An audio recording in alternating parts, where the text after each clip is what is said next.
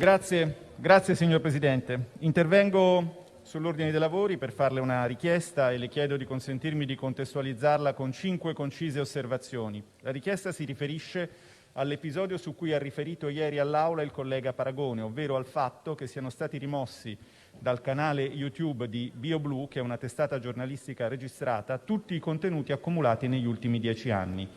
Faccio 4 brevissime considerazioni prima della richiesta. Innanzitutto, questa è una decisione che danneggia soprattutto l'azienda.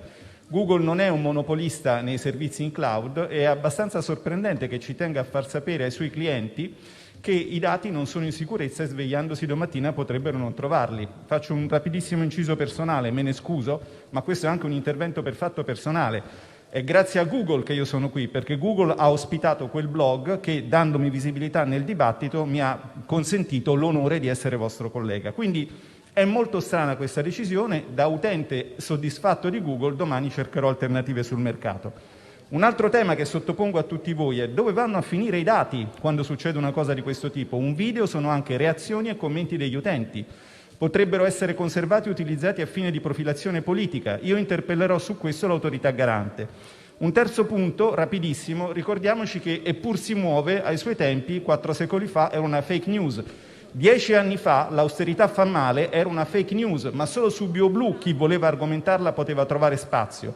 E il Paese dovrebbe essere grato a chi ha consentito di anticipare i tempi del dibattito, dicendo 10 anni prima quello che oggi ci ricorda il signor Presidente del Consiglio dei Ministri.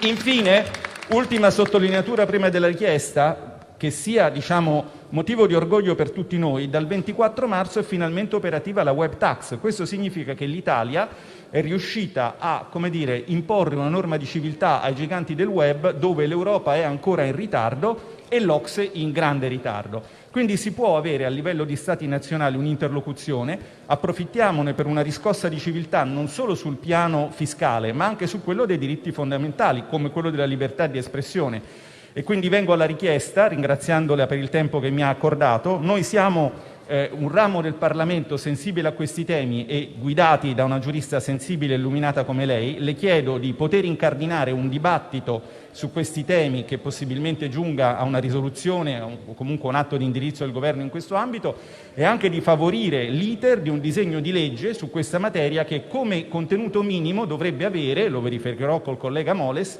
la richiesta di sottrarre, di schermare le testate giornalistiche registrate che sono sul web dal meccanismo delle segnalazioni, che sono il meccanismo utilizzato dalle squadracce digitali degli haters organizzati per far rimuovere i contenuti a loro sgraditi. Grazie signor Presidente.